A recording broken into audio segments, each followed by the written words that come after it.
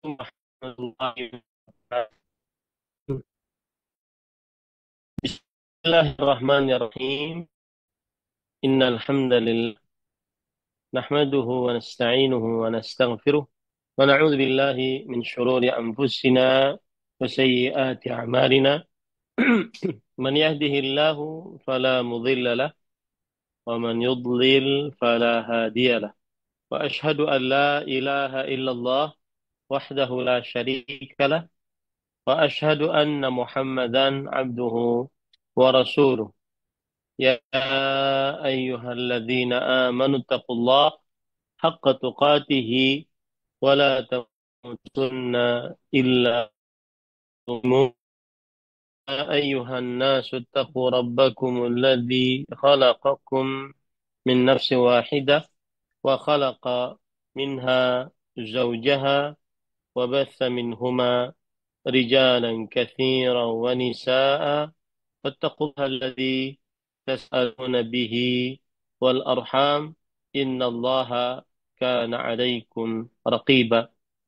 يا أيها الذين آمنوا اتقوا الله وقولوا قولا سديدا يصلح لكم أعمالكم ويغفر لكم ذنوبكم ومن يطع الله ورسوله فقد فاز فوزا عظيما. أما بعد فإن أصدق الحديث كتاب الله وأحسن الهدي هدي محمد صلى الله عليه وعلى آله وسلم وشر الأمور محدثاتها بدعة وكل بدعة وكل ضلالة في النار. Alhamdulillah, kita bersyukur pada Allah Subhanahu wa taala pada hari ini, hari Jumat malam Sabtu 17 Rajab 1446 Hijriah, bertepatan dengan 17 Januari 2025. Kita kembali dimudahkan oleh Allah Subhanahu wa taala untuk duduk bersama di dalam sebuah kajian membaca kitab Taujihat Islamiyah li Islahil Fardi wal Mujtama', bimbingan Islam untuk pribadi dan masyarakat, yang ditulis oleh Fadilat Syekh Jamil bin Muhammad bin Jamil Zainu rahimahullahu taala. Salawat dan salam semoga selalu Allah berikan kepada Nabi kita Muhammad Sallallahu Alaihi wa ala alihi Wasallam, pada keluarga beliau, para sahabat, serta orang-orang yang mengikuti beliau sampai hari kiamat kelak. Dengan nama-nama Allah yang husna dan sifat-sifat yang ulia, kita berdoa, Allahumma inna nas'aluka ilman nafi'an wa rizqan tayyiban wa amalan mutaqabbala. Allahumma amin. Ahibati fillah, afanillah wa iyyakum, kaum muslimin yang saya cintai karena Allah. Semoga Allah Subhanahu wa taala selalu memberikan afiat kepada kita di dunia dan di akhirat.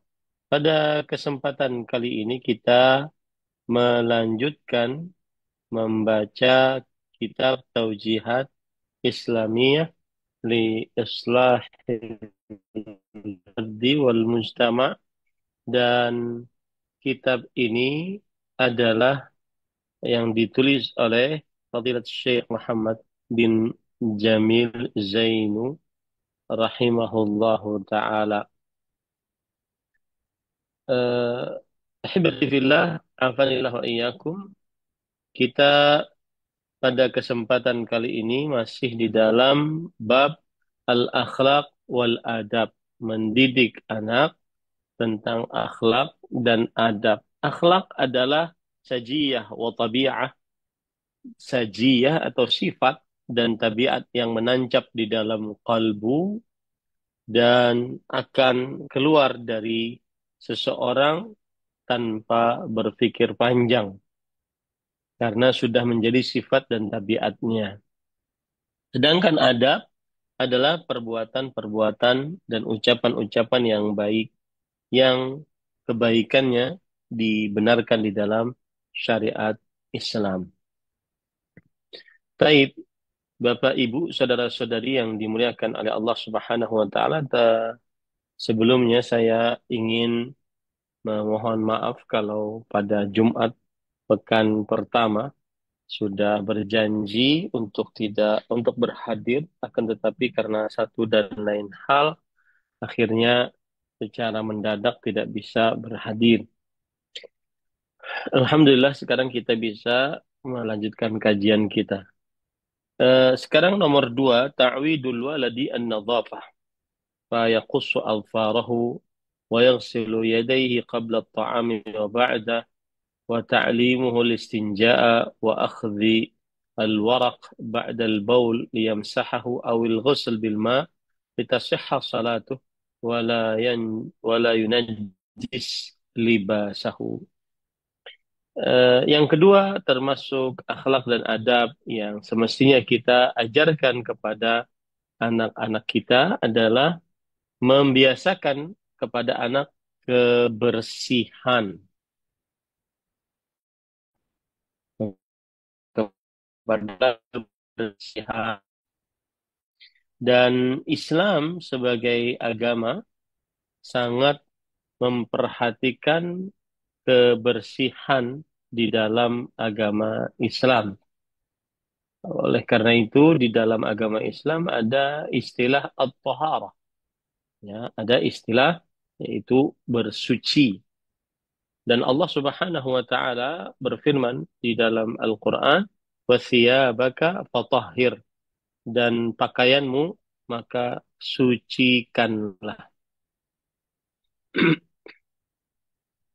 Dan juga di dalam agama Islam ada yang disebut dengan 5 fitrah, yaitu 5 yang merupakan kesunahan Rasul Shallallahu Alaihi Wasallam dan merupakan sifat yang semestinya harus ada dan dikerjakan oleh sebagai seorang muslim. Di antaranya itu hadis Aisyah radhiyallahu anha bahwa Rasulullah sallallahu alaihi wasallam bersabda, "Ashrun minal fitrah." 10 dari fitrah manusia. Qassus syarib, yang pertama adalah menipiskan kumis. Qas itu kumis ini, ya. Nah, dia kan kalau dipanjangkan dia akan tebal. Kemudian setelah itu dipotong di sini, ya, dipendekkan di atas bibir atas, dan dia dibiarkan tebal. Itu salah satu cara untuk berhubungan dengan kumis. Ada lagi yang seperti yang saya lakukan sekarang ini, yaitu eh, namanya uhfus syawarib. Al-hafu. Hafu artinya adalah kumis tersebut dipotong pendek sehingga kelihatan kulit-kulit yang ada pada eh, akar kumis. Nah, ini yang lebih diafdoliyahkan oleh para ulama rahimahumullah taala.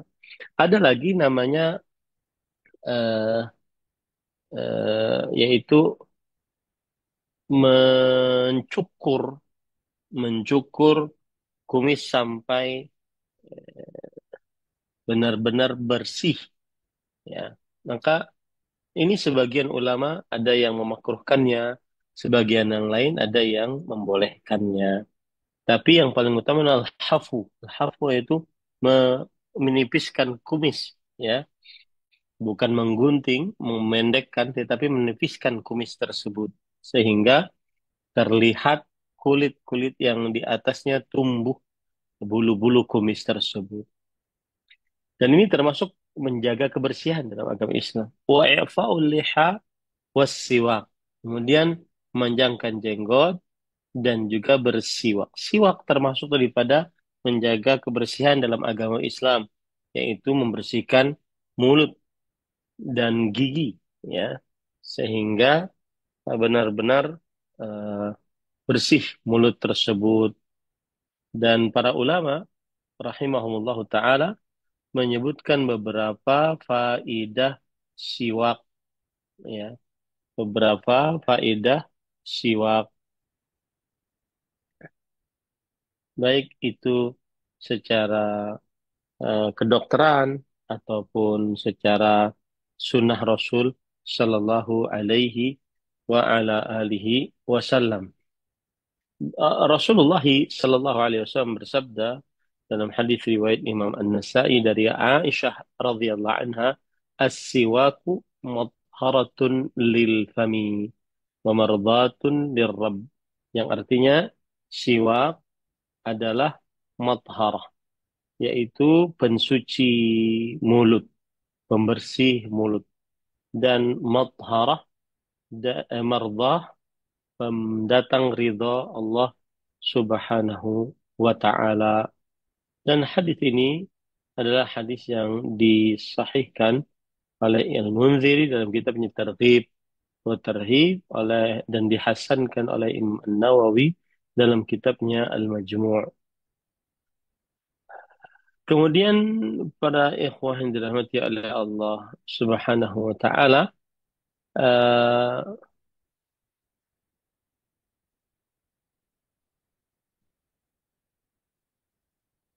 disebutkan di dalam kitab Mughnil Muhtaj bahwa annahu yutahhirul fama, dia membersihkan mulut, wa yurdir rabb, dan mendatangkan ridha Allah, wa yubayyidul asnan, dan memutihkan gigi, wa yatibun nakhah, dan mewangikan bau nafas, wa yusawwi adh-dhuhr wa yashuddu al-lihfah wa yubti'u syib, dan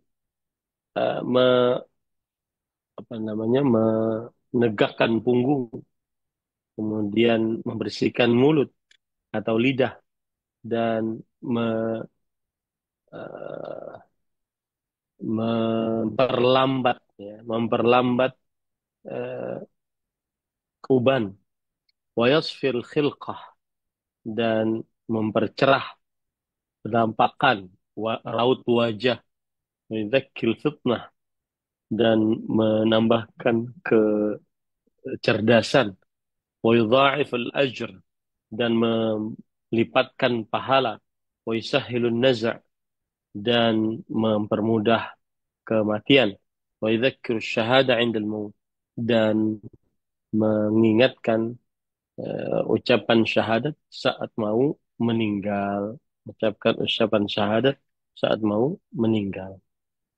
Ini ahibati lillah, afanillah wa iyyakum. Nah, itu adalah yang harus kita eh, biasakan kepada anak kita untuk kebersihan mulutnya.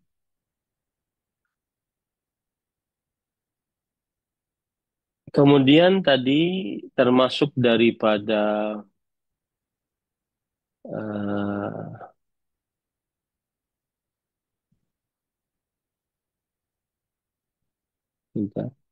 termasuk daripada asyrun minal fitrah, yaitu 10 dari fitrah manusia, yaitu Rasulullah SAW bersabda, "Wastinsyaqul ma", dan masukkan air ke hidung saat berwudu, wa qassul adfar, dan memotong kuku-kuku, wa ghuslul barajim, dan membasuh kotoran, wa natful ibti, mencabut bulu ketiak, wa halqul anah, dan me-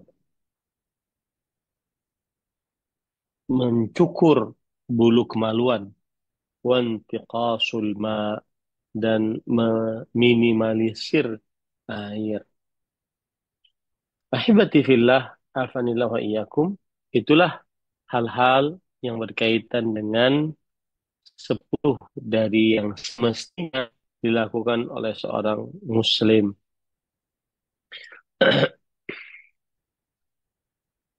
Kemudian yang ketiga yang disebutkan oleh penulis di sini, yang pertama tadi membiasakan kebersihan, yang kedua memotong kuku, yang ketiga yang silu yadayhi qabla ta'am wa ba'dah.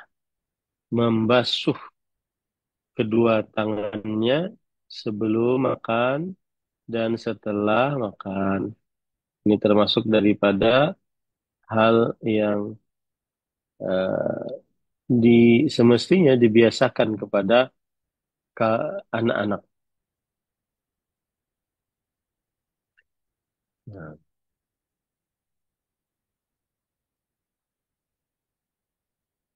Nah, kalau kita perhatikan, apa ada hadis Rasul Shallallahu Alaihi Wasallam tentang hukum membasuh kedua tangan sebelum dan sesudah makan.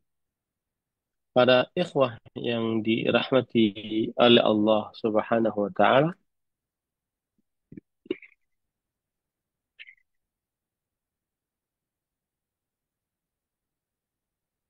kalau kita perhatikan dari hukum lima Islam, wajib, sunnah, mubah, makruh, haram, maka membasuh kedua tangan sebelum makan adalah perkara yang mubah, ya, perkara yang mubah.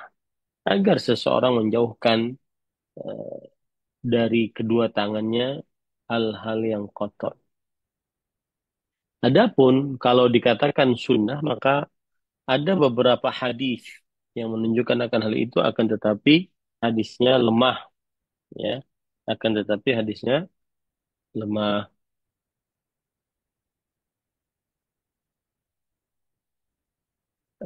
Para ikhwan yang dirahmati oleh Allah, di antara hadis tersebut adalah Rasul Shallallahu Alaihi Wasallam diriwayatkan bersabda, "Barakatut ta'am al-wudu qablahu wal wudu ba'dahu." Berkahnya makanan berwudu sebelumnya dan berwudu setelahnya. Nah, ini hadis lemah. Ada juga hadis riwayat Imam Ibnu Majah dan juga riwayat yang lemah. Man ahabba an yukthira khaira baitihi falyatawadda idza hadara ghada'uhu wa idza rufi'a. Barang siapa yang ingin memperbanyak kebaikan rumahnya, maka hendaklah ia berwudu jika telah dihidangkan makanannya dan jika telah diangkat makanannya. Begitu juga hadis lain diriwayatkan oleh Imam At-Tabarani, al-wudu'u qabla at-ta'am yanfil faqr wa ba'dahu yanfil lamam. Berwudu sebelum makan menghilangkan kemiskinan dan berwudu setelah makan meniadakan al-lamam, dosa-dosa kecil. Dan hadis-hadis ini dilemahkan oleh para ulama, di antaranya oleh Imam Al-Iraqi, kemudian oleh Al-Munawi, kemudian juga Imam Al-Albani rahimahullahu taala. Dan terjadi ikhtilaf di antara para ulama fikih tentang dianjurkannya atau dimakruhkannya membasuh kedua tangan jika tidak ada kotoran. Mana yang lebih kuat pendapatnya? Maka Imam Ibnu Qudamah Al-Maqdisi rahimahullah dalam kitabnya Al-Mughni menyatakan bahwa yustahbu ghuslul yadaini qabla at-ta'ami wa ba'dah.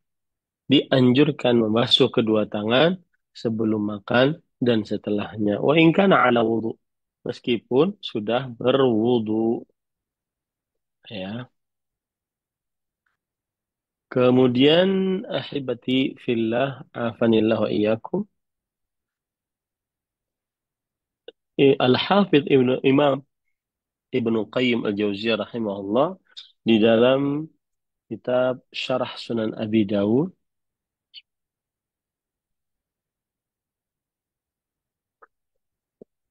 beliau berkata, "Di hadhil mas'alati qawlani li ahli ilm."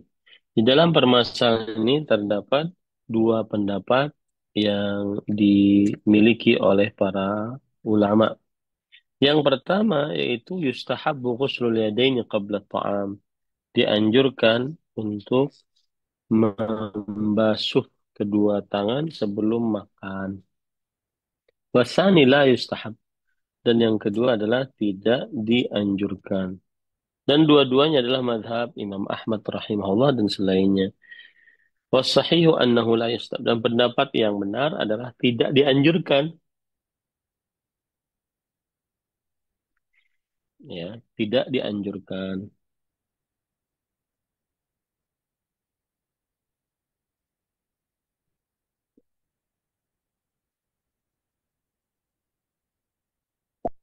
Imam Ibn Qayyim mengatakan wahada tabwib wa tafsil fil masalah huwa shawab. Dan pendapat yang seperti ini yang memisahkan ataupun merinci adalah pendapat yang lebih benar. Nah,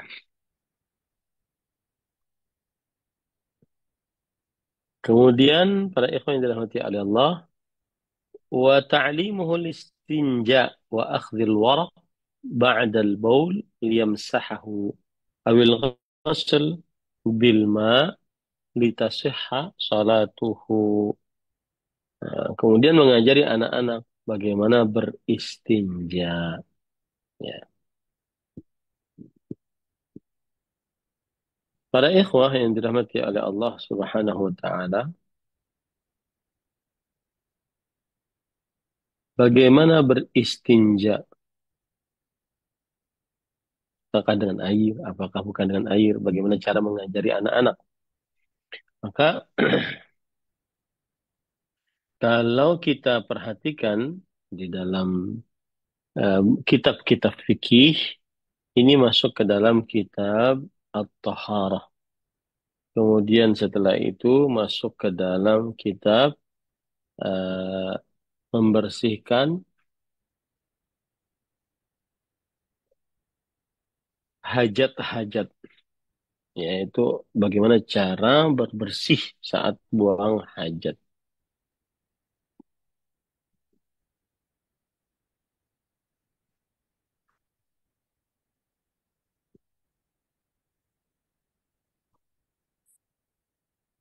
Nah,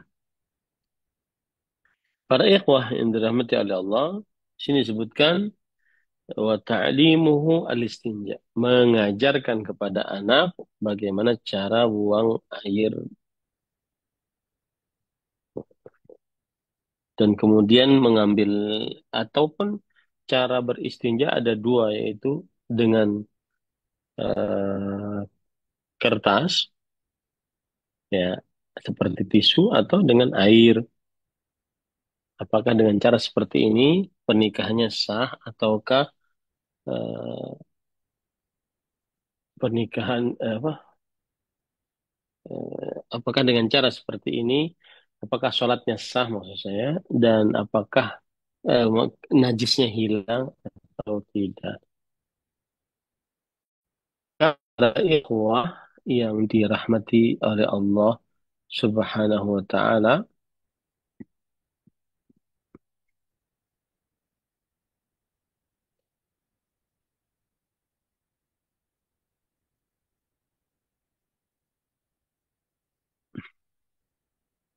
eh,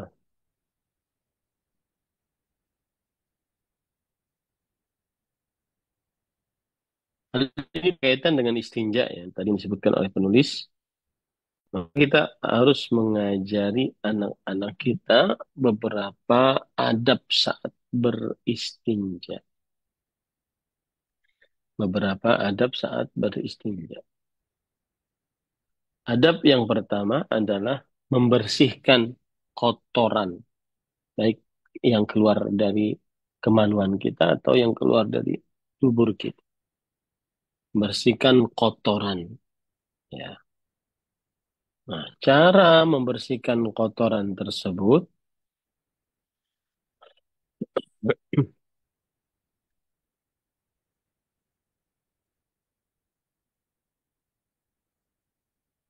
dengan dua cara, dengan air atau dengan batu. Ya, dengan air dahulu, yaitu Seorang yang ingin beristinja, maka dia membersihkannya dengan air. Sebagaimana dalam hadis dari Asma radhiyallahu anha bahwa beliau bercerita, ja'at imra'ah an-nabiy sallallahu alaihi wasallam. Ada seorang perempuan menemui Nabi Muhammad sallallahu alaihi wasallam. Faqalat, "Ara'aita ihdana tahidhu fi thawb?" Bagaimana pendapat engkau jika ada salah seorang dari kami para perempuan haid dan mengenai pakaiannya? Kaifa tasna? Bagaimana dan apa yang harus dia lakukan? Kemudian Rasul Shallallahu Alaihi Wasallam bersabda, tahtuhu, engkau mengeriknya, au thumma tuqrisuhu taqruduhu al-bilma, kemudian engkau menyiramnya dengan air, wa tandahuhu wa tusalli fihi. Terus setelah itu sholat dengan memakai kain tersebut. Nah, itu salah satu cara yaitu membersihkan eh, sesuatu yang ada di dalam sarung ataupun di dalam pada sarung atau pada pakaian.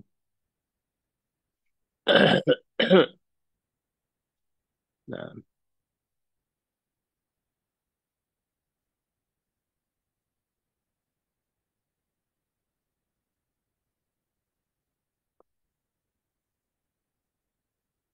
kemudian yang ketiga, an natalattaf fi nushina lahum sirran wa alla nafdhahahum in akhtau fa in asarru 'ala al-'inad tarakna al-kalama ma'ahum thalathata ayyam wa la tazid.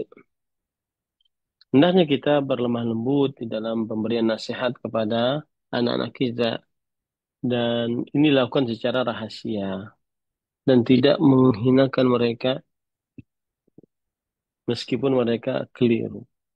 Kalau seandainya mereka terus-menerus di dalam eh, penyelewengan atau pembangkangan, maka tinggalkan mereka selama 3 hari, jangan dibicarain atau boleh lebih.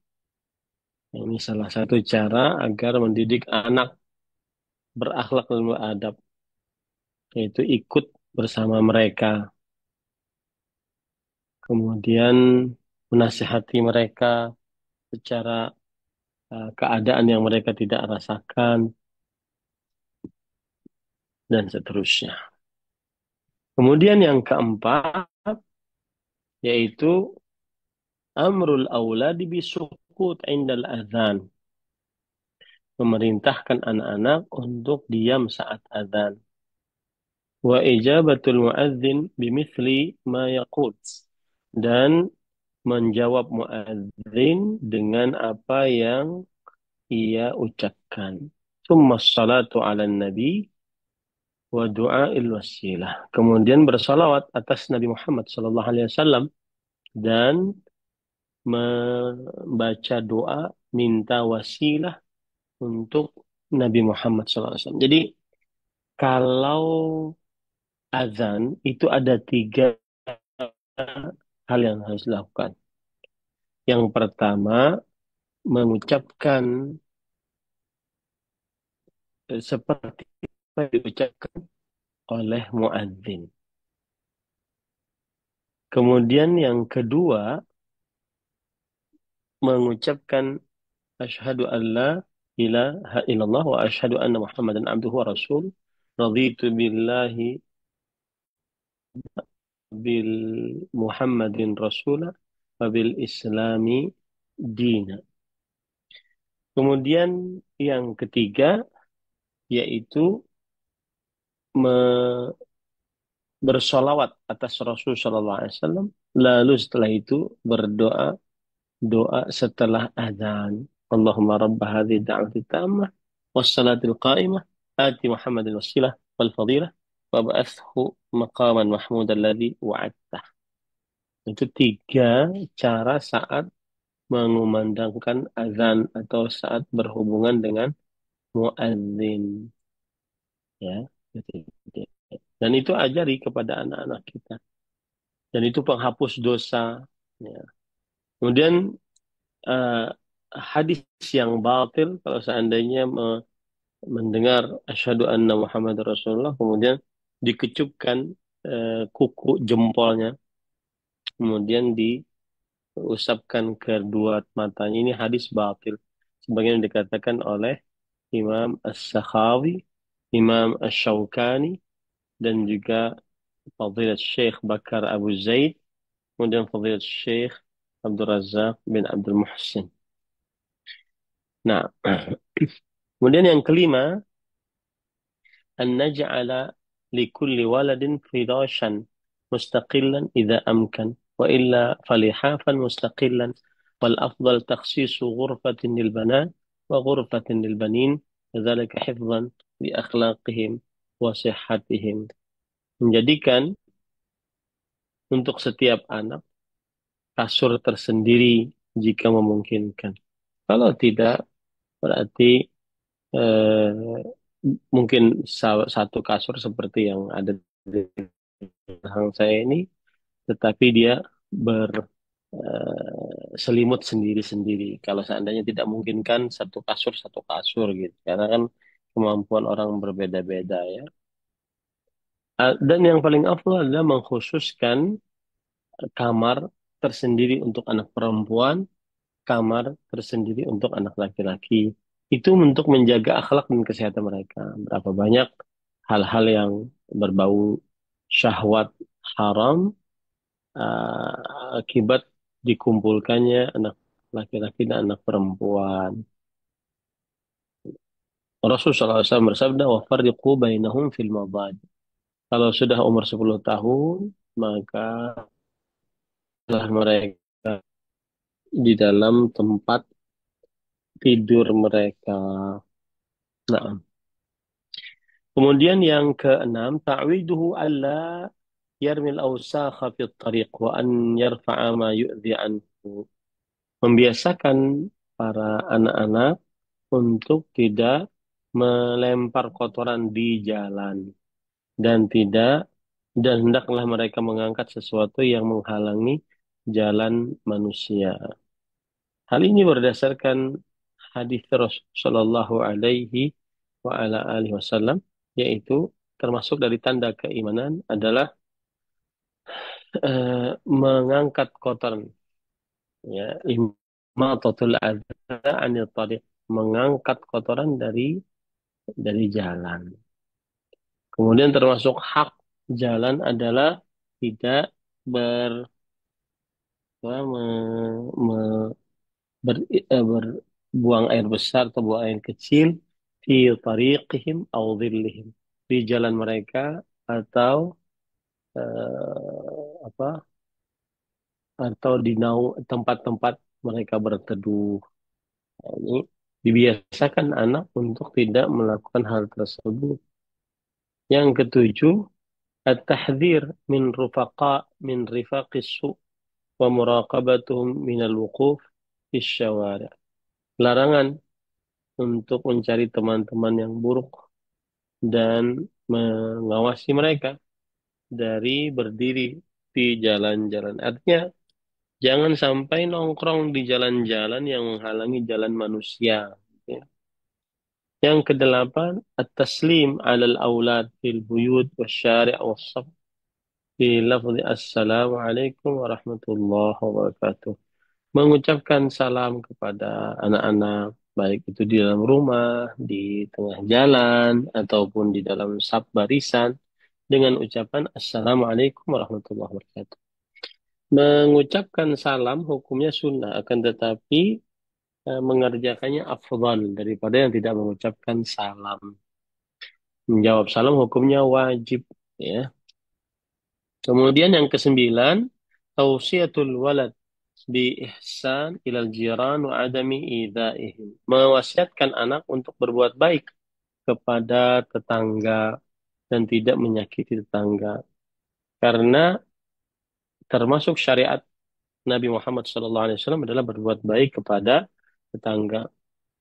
Rasul SAW bersabda, لا ما زال جبريل يوصيني بالجر حتى ظننت أنه سيورثه.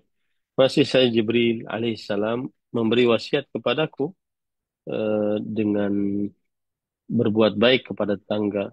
Aku mengira bahwa tangga tersebut akan eh, mendapatkan warisan. Saking seringnya diberi wasiat untuk berbuat baik kepada tetangga. Dan berbuat baik kepada tetangga termasuk syarat iman. Rasulullah SAW bersabda, "Man kana yu'minu billahi wal yawmil akhir, fal yaqul khairan aw liyasmut fala yu'dhi jiranah." Barang siapa yang beriman kepada hari akhir, Allah dan hari akhir, fal yukrim jarah. Hendaklah dia memuliakan tamunya, atau apa, tetangganya. Dan dalam hadis yang lain Rasulullah SAW bersabda, "Wallahi la yu'min, demi Allah tidak beriman, tidak beriman eh, man la ya'manu bawa'iqahu jawarih."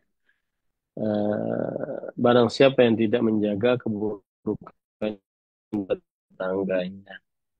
Yang ke-10, ta'widul iqram adh-dhaif wa ihtiramuhu wa taqdimu dhiyafati lahu.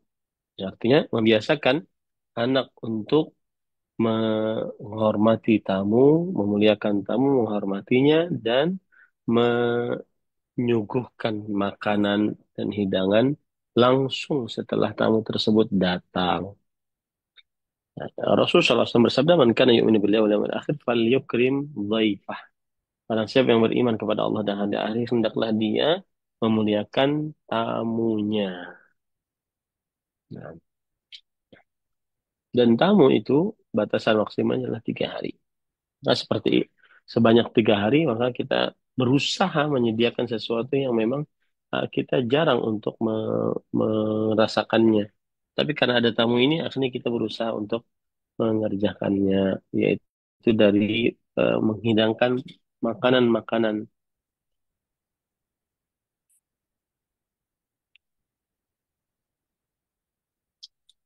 Nah, alhamdulillah selesai membicarakan adab yang sepatutnya kita ajarkan kepada anak-anak kita. Mungkin ada pertanyaan-pertanyaan, silahkan. Wallahu alam.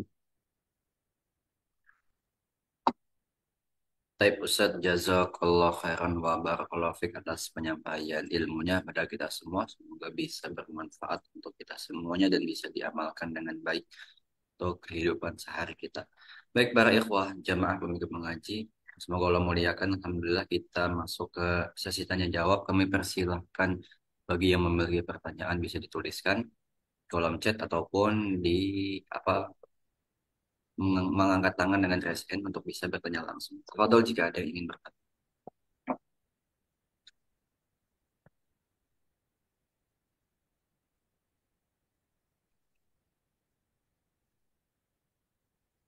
Silakan jika ada.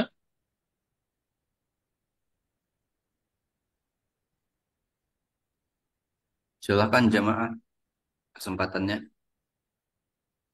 Ustadz masih di Madinah atau gimana? Alhamdulillah Ana sudah di Indonesia Ustaz. Dari 2023 sudah lulus Ustaz. Oh, Masya Allah. Indonesia di mana, Ustadz? Ana di Bekasi Ustaz. Masya Allah. Saya sering ke Bekasi, mudah-mudahan nanti bisa bertemu. Insya Allah Ustaz. Kalau lagi ada safari dakwah Ustaz ya. Hmm. Tapi Di Ustaz kota. ada Silahkan. ya, Afan Ustaz. Baik, ada pertanyaan masuk Ustaz di kolom chat.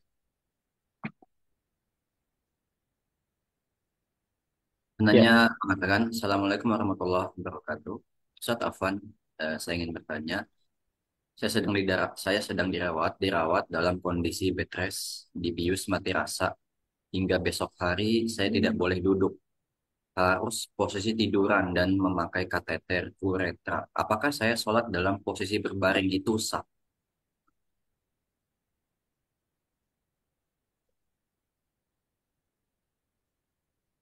Bismillah. Alhamdulillah. Wassalatu wassalamu ala Rasulillah wa Ya. ala alihi wa ashabihi wa man walah amma ba'd. Eh, ada kaidah di dalam fikih Al-masyaqqatu tajlibut taisir. Kesulitan mendatangkan kemudahan. Kemudian eh, Rasul Shallallahu Alaihi Wasallam juga bersabda, la darar wa la dirar. Tidak ada bahaya dan tidak boleh mendatangkan bahaya. Dan Allah Subhanahu wa taala berfirman, "Fattaqullaha mastata'tum." Bertakwalah kepada Allah sesuai dengan kemampuan kalian. Allah Subhanahu wa taala juga berfirman, "La yukallifullah nafsan illa wus'aha." Allah tidak membebani seseorang kecuali dengan sesuai dengan kemampuannya. Dan ini semua menunjukkan bahwa sesuatu yang terpaksa tidak bisa disamakan dengan sesuatu yang normal. Maka kalau seandainya dalam keadaan sakit seperti itu, karena operasi, maka bertakwalah semampunya, bertakwalah semampunya, ya. Fattaqullaha mastata'tum. Bertakwalah kepada Allah sesuai dengan kemampuan kalian. Rasulullah SAW bersabda, "Shalli qa'iman." Salatlah dalam keadaan berdiri. Fa illam tastati' faqa'idan. Dan salat dalam keadaan duduk kalau tidak sanggup. Fa illam tastati' fa'ala jambin. Dan jika tidak sanggup maka salat dalam keadaan duduk. Salat dalam keadaan berbaring. Dan Al-Hafidh Ibnu Rajab mengatakan, "Fa'in ajaza an dzalika kullih." Kalau seandainya tidak sanggup melakukan itu semua, shalla biniyatihi wa auma'an tarfih. Dia salat dengan kalbunya dan dia eh, apa namanya ucapkan sesuai dengan kemampuannya saja. Wallahu alam. Nah, Saya Ustaz Jazakallah khairan atas jawabannya. Pertanyaan berikutnya dari penanya yang sama, Ustaz. Bagaimana cara mengajari anak beristinja atau cebok saat mohon maaf? Bismillah, walhamdulillah. Cara mengajarinya adalah dengan mencontohkan, ya, mencontohkan, tapi tentunya tidak dengan contoh yang begitu vulgar sampai memperlihatkan kemaluan kita di hadapan anak. Tidak, tetapi dengan contoh, ya, maka anak akan paham. Wallahu a'lam. Baik Ustaz, Jazakallah khair atas jawabannya. Wa ahsanal ilaik. Pertanyaan berikutnya Ustaz, Ustaz bagaimana hukumnya membawa anak yang masih menggunakan pampers atau popok ikut sholat ke masjid? Baik, Bismillah, walhamdulillah. Jawabannya adalah apabila seorang memiliki anak yang masih kecil, masih memakai popok, pembalut, maka pada saat itu sebelum sholat dia bersihkan eh, kotoran dari diri anak tersebut. Lalu diganti dengan pakaian yang tidak terkena najis. Lalu setelah itu dia sholat dengan membawa anak kecil tersebut. Kalau seandainya memang anak kecil tersebut tidak bisa ditinggal, maka dia bawa. Nah, saat membawa tersebut nanti ketika sholat dia akan misalnya, kalau tidak maka hmm, eh, ada, eh, me- apa tadi membersihkan, ya, maka dia akan membersihkannya dengan cara yang sudah disebutkan tadi, yaitu dia membasuhnya dan kemudian jika ada masih tersisa, kalau sedikit maka ma'fuan anhu, dia dimaafkan atasnya. Nah, ya, silakan. Baik Ustaz, Jazakallah khair wa barakallahu fik. atas jawabannya.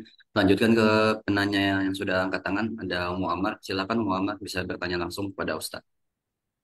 Ya, jazakumullahu khairan Ustadz Agung. Alhamdulillah, jazakumullahu khairan Ustadz atas materinya hari ini. Pertanyaannya yang pertama Ustadz, bagaimana nasihat Ustadz ketika saya punya anak dua laki-laki dan terkadang inginnya mereka mandi bareng pakai shower Ustadz. Jadi ada bathtub, mereka berdua-dua telanjang eh, dan usia mereka tidak jauh beda, hanya berbeda 1,5 tahun.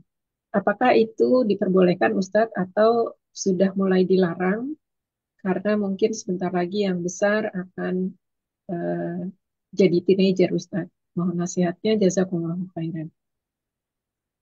Apabila anak tersebut berumur 7 tahun, yang disebut dengan umur mumayyiz, bisa membedakan mana yang baik, mana yang buruk, mana yang aurat, mana yang tidak, atau yang pramumayyiz, seperti 5 sampai 6 tahun, maka dijauhkan dari mandi berbareng-barengan. Dikhawatirkan akan sesuatu yang berkaitan dengan akhlak yang buruk. Terutama yang mumayyiz ya. Kalau pra masih mungkin. Tapi di, di zaman yang sering orang menonton hal-hal yang kotor, jelek, buruk, maka dijauhkan. Ya. Dan Rasulullah SAW bersabda, "Muru awladakum bis salah wahum abna'u sab'i sin." Perintahkan anak-anak kalian untuk sholat ketika mereka berumur 7 tahun. وفرقوا بينهم في المضاجع واضربوهم عليها وهم أبناء 10. Dan pukul mereka ketika mereka berumur 10 tahun, ya, yang tidak sholat, dan pisahkan di antara mereka tempat tidur mereka. Jadi batasannya adalah sebelum mumayyiz, dan jika sudah mumayyiz dianjurkan untuk berpisah, tidak melakukan hal itu lagi. Wallahu a'lam. Afan, ya Ustadz, ini ada sambungannya. Apakah ini juga termasuk ganti baju? Karena mereka punya kamar yang sama, terkadang mungkin mereka ganti bajunya bareng-bareng, buka baju dan ganti baju. Iya, sama Ini juga, semua yang berkaitan dengan hal tersebut. Kalau sudah berumur mumayyiz, lebih baik tidak melihat ke satu aurat kepada yang lainnya. Wallahu a'lam. ya Ustadz, jazakumullahu khairan. Pertanyaan selanjutnya Ustadz, Assalamualaikum warahmatullahi wabarakatuh. Ustadz mohon nasihatnya, bila ada seorang perempuan itu punya kumis tipis yang ada yang kelihatan Ustadz. Apakah itu sebaiknya dicukur? Kemudian misalnya juga dia punya alis yang sangat tebal sehingga eh, rambut-rambut alisnya itu menyatu kemudian dekat sekali dengan mata. Apakah itu boleh dirapihkan Ustadz? Baik. Bismillah, walhamdulillah, wassalatu wassalamu ala rasulillah wa ala alihi wa ashabihi wa man walah amma ba'd. Tidak mengapa secara syariat Islam menghilangkan rambut dari perempuan, seperti rambut jenggot, rambut kumis, ya, yang tumbuh dari perempuan. Bahkan sebagian ulama wajib menghilangkannya karena itu berbeda dengan fitrah manusia manusia wanita, ya, yaitu yang mereka tidak memiliki kumis dan jenggot. Kemudian para ikhwan yang dirahmati oleh Allah Subhanahu wa taala, eh, begitu juga alif yang tebal, segala sesuatu yang tidak sesuai dengan fitrahnya manusia, maka tidak mengapa untuk dia perbaiki, ya, tidak mengapa dia untuk memperbaikinya. Dan itu tidak masuk dalam merubah ciptaan Allah Subhanahu wa taala. Nah, wallahu a'lam. Ya Ustadz, jazakumullahu khairan. Pertanyaan selanjutnya Ustadz. Assalamualaikum warahmatullahi wabarakatuh. Ustadz, ketika eh, anak saya banyak sekali dia punya kaos-kaos yang ada image manusia, Ustadz. Misalnya ada tokoh atau ada tokoh kartun juga yang semuanya full seperti makhluk hidup. Apakah pelarangannya benar-benar harus kita ambil nih Nah, sebagai orang tua, Ustadz, kaosnya dimusnahkan atau bagaimana sebaiknya, Ustadz? Mohon ya, nasihatnya, Bismillah, jazakumullah khairan. Alhamdulillah, wassalatu wassalamu ala Rasulillah. Untuk kaos yang ada makhluk hidup pada ada gambar makhluk hidup pada kaos tersebut, maka tidak diperbolehkan untuk dipakai karena itu termasuk daripada hadis Rasul sallallahu alaihi wasallam asyaddun nasi adzaban yaumal qiyamah al-musawwirun yang artinya manusia yang paling berat siksanya di hari kiamat adalah al-musawwirun, yaitu orang-orang yang menggambar makhluk hidup. Itu paling berat nanti siksanya di hari kiamat. Maka pada saat itu seseorang tidak membiarkan anaknya memiliki kaos yang ada gambar makhluk hidupnya, gitu ya. Nah, tapi cara berhadapan dengan barang ini bagaimana kalau sudah ada gitu. Nah, kemudian itu tidak boleh dipakai. Lalu apakah dimusnahkan atau tidak? Jika bisa dihilangkan dan masih bisa dipakai, tidak mengapa. Dihilangkan mungkin presannya ditutup dengan apa gitu. Yang dihilangkan. Itu tidak mengapa untuk dipakai. Wallahu a'lam. Ya, Ustadz. Jazakumullah khairan, Ustadz. Masih boleh satu lagi pertanyaan, Ustadz? Silahkan ini. Ya, Ustadz. Assalamualaikum warahmatullahi wabarakatuh. Mohon nasihatnya, Waalaikumsalam. Ustadz, apabila saya punya anak-anak perempuan yang sudah dewasa, dia belum nikah, tetapi saya punya kehilafan zaman dulu tidak mengajarkan agama secara baik. Dan saya ingin sekali mereka mengenal agama Islam yang syar'i. Dari mana awal yang harus saya ajarkan kepada mereka? Karena pada dasarnya kalau sudah dewasa banyak berbantah-bantahannya juga, Ustaz. Jazakumullah khairan atas nasihat Ustaz. Bismillah, alhamdulillah, wassalatu wassalamu ala Rasulillah wa ala alihi wa ashabihi wa man wala amma ba'd.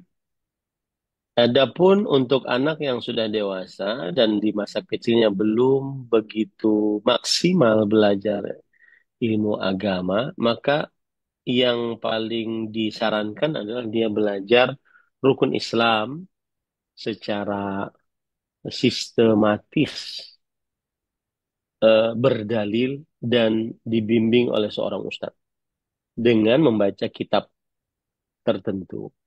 Ya, nah, jadi mempelajari sebuah buku yang membicarakan tentang rukun Islam dan di dalam buku tersebut rukun Islamnya permasalahan-permasalahannya berdalil dari Al-Quran dan Hadis. Kemudian dipelajari bersama seorang ustadz. Ya, itu insya Allah Taala dia akan eh, mumpuni ilmu agamanya. Tapi sebelum itu bagaimana cara mengajak anak tersebut agar eh, agar semangat menimba ilmu agama. Nah, itu yang paling utama dulu. Maka jawabannya banyak ya. Yang pertama, kenalkan hakikat diri. Hakikat diri kita ini kan hamba Allah yang diciptakan oleh Allah. Ada tujuannya beribadah kepada Allah. Yang kedua, kenalkan tentang ujung kehidupan ini. Ujung kehidupan ini kematian, kemudian setelahnya ada permintaan pertanggungjawaban di akhirat kelak. Kemudian yang ketiga adalah ajarkan tentang keindahan syariat Islam. Syariat Islam, bahwa yang mengerjakan syariat Islam itu tenang hidupnya, nyaman kalbunya, berkecukupan kehidupannya. Wallahu a'lam. Nah, Ya, Ustaz. Jazakumullah khairan. setelah rukun Islam, dia belajar rukun iman. Ya, setelah rukun Islam, dia belajar rukun iman. Rukun iman sama juga dengan kita berdasarkan Al-Quran hadis kemudian dipelajari bersama seorang ustadz, kemudian setelah itu dia interaktif bertanya tentang rukun Islam dan rukun iman. Nah, ini bagi orang-orang yang baru ingin belajar ilmu agama ya. Dan itu diambilkan dari hadis Jibril alaihi salam, yaitu ketika Jibril berubah menjadi manusia dan bertanya kepada Rasulullah SAW tentang Islam, iman, dan ihsan. Maka Rasulullah SAW menjawab, Islam adalah mengucapkan dua kalimat syahadat, ihsan adalah eh, beribadah kepada Allah. Ya kan? Islam adalah mengucapkan dua kalimat syahadat, mendirikan sholat, membayar berpuasa pada bulan Ramadan, bayar zakat, berhaji ke Baitullah. Iman adalah beriman kepada Allah, pada malaikatnya, kitab-kitabnya, para rasulnya, hari akhir, dan beriman kepada takdir baik dan buruknya. Nah, begitu. Ya, wallahu a'lam. Baik Ustaz, jazakallah khair wa ahsanal ilaik atas jawabannya. Lanjutkan pertanyaan dari kolom chat. Nanya mengatakan Bismillah, Assalamualaikum warahmatullahi wabarakatuh. Mohon izin bertanya. Waalaikumsalam. Nah, Saat ini musim hujan dan banjir di mana-mana. Pertanyaannya, apakah air banjir tersebut najis, Ustaz? Karena air tersebut bercampur dengan air got, kotoran, dan lain-lainnya. Bismillah, walhamdulillah, assalamu ala rasulillah wa ala alihi wa ashabihi wa man walah amma ba'd. Air asal hukumnya adalah tahir.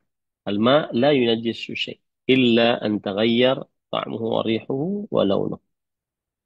Asal hukumnya dia adalah suci kecuali dia berubah warna, bau, dan rasa. Pada saat itu baru dilihat apakah yang merubahnya itu sesuatu yang najis atau tidak. Jadi asal hukumnya dia adalah tahir. Ya. Nah, apalagi yang mengalir, maka dia asal hukumnya tahir. Suci. Ya, wallahu a'lam. Baik, Ustaz. Pertanyaan berikutnya, menyambung yang tadi. Lalu apakah jika baju kita terkena percikan air banjir tersebut, apakah tidak boleh dipakai untuk sholat? Ya, sama jawabannya konsekuensi seperti itu karena dia suci berarti dia boleh digunakan untuk sholat selama tidak ada bukti nyata bahwa itu terkena najis yang benar-benar kita tahu itu najis. Wallahu a'lam. Baik, Ustaz. Jazakallah khair wa ahsanallah ilaik. Jawabannya. Pertanyaan berikutnya, Ustaz. Assalamualaikum, Ustaz. Saya punya keponakan yang sudah remaja, perempuan dan laki-laki yang tinggal serumah. Ibunya sudah meninggal dan ayahnya sudah beristri lagi. Tetapi anak-anaknya tidak mau ikut ayah. Bagaimana solusinya, Ustaz? Kalau dibiarkan bisa bahayakah? Coba ulangi pertanyaan, Ustaz. Ya, baik. Saya ulangin, Ustaz. Saya punya keponakan yang sudah remaja, perempuan dan laki-laki yang tinggal serumah. Ibunya sudah meninggal dan ayahnya sudah beristri lagi. Akan tetapi anak-anaknya tidak mau ikut ayah. Bagaimana solusinya, Ustaz? Bismillah, alhamdulillah. Keponakan di sini adalah seperti anak sendiri. Nah, berarti mengurusnya seperti anak sendiri. Dan keponakan tersebut, kalau dia laki-laki dan perempuan, kalau dia sudah berumur 10 tahun, dipisahkan. Dipisahkan ranjangnya atau dipisahkan selimutnya kalau tandanya tidak bisa ada punya ranjang dua. Atau yang kalau diluaskan rezekinya dipisahkan kamarnya. Jadi diurus ya anak tersebut. Meskipun ibunya sudah meninggal, misalkan bapaknya dia nikah lagi dan tidak mengurus, ya berarti pamannya atau bibinya yang mengurusnya. Sebagaimana Rasulullah SAW ketika beliau, ketika lebih tepatnya eh, Nabi Muhammad SAW, bapaknya adalah Abdullah. Dan Abdullah adalah anak dari Abdul Muttalib. Abdul Muttalib namanya sebenarnya adalah Syaibah. Nah, Syaibah ini beliau eh, apa namanya Syaibah ini beliau adalah anak dari Abdi Manaf. Muhammad bin Abdullah bin Abdul Muttalib bin Hashim. Syaibah ini adalah anak dari Hashim, afwan. Ya, Hashim. Hashim memiliki anak empat. Eh, Muhammad bin Abdullah bin Abdul Muttalib bin Hashim bin Abdi Manaf. Abdul Manaf memiliki anak empat. Hashim, kemudian Abdul Syams, kemudian Naufal, kemudian eh, eh, satu lagi saya lupa. Nah, Hashim ini menikah di kota Madinah, kemudian melahirkan anak. Anaknya adalah Abdul Muttalib, yang disebut dengan Syaibah. Dulunya awalnya namanya Syaibah. Lalu setelah itu, karena Al-Muttalib, paman dari Syaibah, menjemputnya. Ini Hashim nanti meninggal, kemudian digantikan oleh apa di untuk mengurus Syaibah adalah Al-Muttalib, maka disebut dengan Abdul Muttalib. Nah, seperti itu. Intinya anak siapa?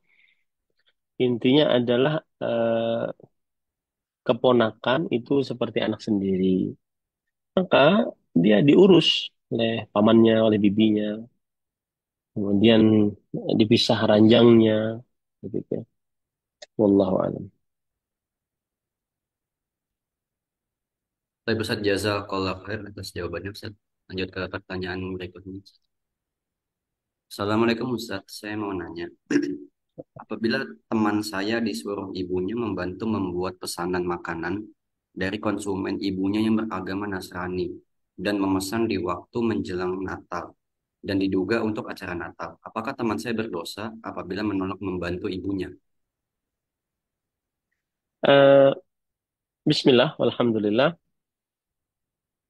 Apabila dia tahu bahwa ini kue untuk upacara hari raya orang-orang kafir, maka tidak menerima pesanan tersebut. Karena bagaimanapun itu ikut andil di dalam perayaan hari raya orang kafir yang di dalamnya menghina Allah Subhanahu wa taala dan merendahkan Allah Subhanahu wa taala. Apabila dia mengetahui maka tidak boleh dia menerima pesanan tersebut. Anaknya yang bantu ibunya juga berdosa kalau seandainya dia tahu. Kalau tidak tahu hukumnya halal. Ya, wallahu a'lam. Nah, Tapi Ustaz jazakallah khair atas jawabannya. ya, saya ingin nambahkan tadi ya, saya agak lupa tadi. Jadi gini, Nah, langsung. Abdul Manaf bin Qusay. Abdul Manaf itu adalah kakek Nabi yang keempat. Muhammad bin Abdullah bin Abdul Muttalib bin Hashim bin Abdi Manaf. Afan. Ketiga ya, ketiga. Nah, Abdul Manaf ini mempunyai anak empat. Namanya Hashim, Al-Muttalib, Abdul Syams, dan Naufal. Nah, Hashim ini menikah di kota Madinah, lalu pergi ke Syam dan meninggal di sana, di Syam. Nah, menikah, kemudian setelah itu melahirkan anak. Anaknya nama Syaibah. Sedangkan Al-Muttalib, Abdul Syams, dan Naufal, maka ini adalah paman-paman dari siapa Syaibah. Nah, ketika sang bapak sudah meninggal, maka keponakan diambil oleh pamannya, yaitu Al-Muttalib. Makanya disebut dengan Abdul Muttalib, padahal namanya adalah Syaibah. Nah, itu menunjukkan bahwa keponakan seperti anak sendiri. Wallahu a'lam. Nah, Tapi Ustaz jazakallah khair.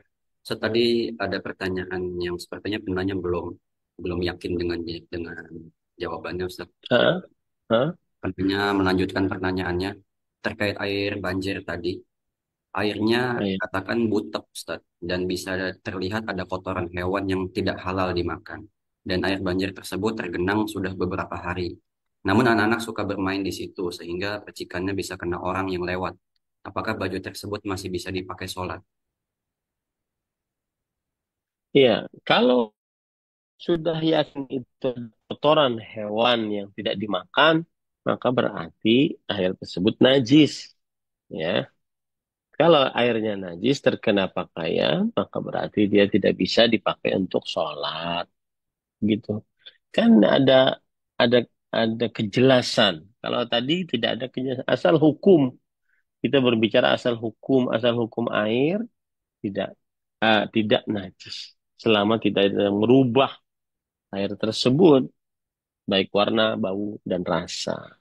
Nah, jadi kalau seandainya sudah terlihat jelas, nah berarti sudah berubah nih dari keyakinan kepada keyakinan yang lain.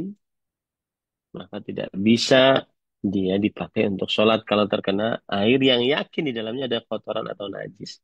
Wallahu alam. Nah, Ya, Ustaz, jazakallah khair atas jawabannya. Alhamdulillah sudah dibacakan semua pertanyaan Ustaz. Dan sepertinya, apakah masih ada yang ingin bertanya langsung pada Ustaz? Jika masih ada.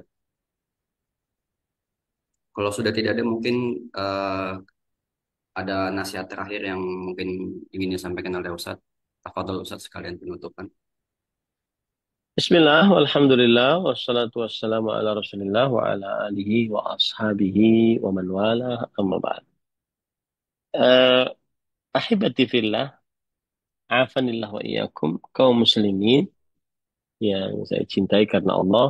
Semoga Allah Subhanahu wa taala selalu memberikan afiat kepada kita di dunia dan di akhirat. Eh, Barang siapa yang mengaku cinta kepada Allah, maka percaya dia sering berzikir kepada Allah Subhanahu wa taala. Bahkan Imam Ibnu Qayyim Al-Jauziyah rahimahullah mengatakan berzikir kepada Allah mendatangkan nikmat lebih besar daripada seseorang meminta nikmat kepada Allah Subhanahu wa taala. Karena berzikir kepada Allah, seseorang ingat Allah dan Allah Subhanahu wa taala akan memberikan yang berlebih kepadanya sedangkan mengingat Allah Subhanahu wa taala maka dan kemudian dia meminta kepada Allah dari mengingat tersebut berdoa dia kepada Allah maka dia akan dikasih oleh Allah sesuai dengan permintaannya saja. Hanya Imam Al-Qayyim tadi mengatakan berzikir kepada Allah lebih banyak sesuatu yang didapat dari Allah daripada meminta kepada Allah Subhanahu wa taala. Semoga bermanfaat. Wassalamualaikum warahmatullahi wabarakatuh. Waalaikumsalam warahmatullahi wabarakatuh. Jazakallah khair Ustaz. Barakallahu fiik. Tafadhal Ustaz. Barakallahu fikum jamaah semuanya. Alhamdulillah telah kita saksikan bersama dan simak kajian dari guru kita Ustaz Ahmad Zainuddin Hafizahullah Ta'ala. Semoga bisa menjadi tambahan ilmu yang bermanfaat untuk kita semua dan menjadi keberkahan untuk kita semuanya juga. Dan kami berharap semoga bisa dipertemukan, dimudahkan untuk pertemuan berikutnya. Kami mohon maaf jika ada kesalahan kata maupun sikap dalam majelis ini. Kami undur diri. Barakallahu fikum. Subhanakallahumma bihamdika asyhadu an la ilaha illa anta astaghfiruka wa atubu ilaik. Assalamualaikum warahmatullahi wabarakatuh. Jazakumullah khair.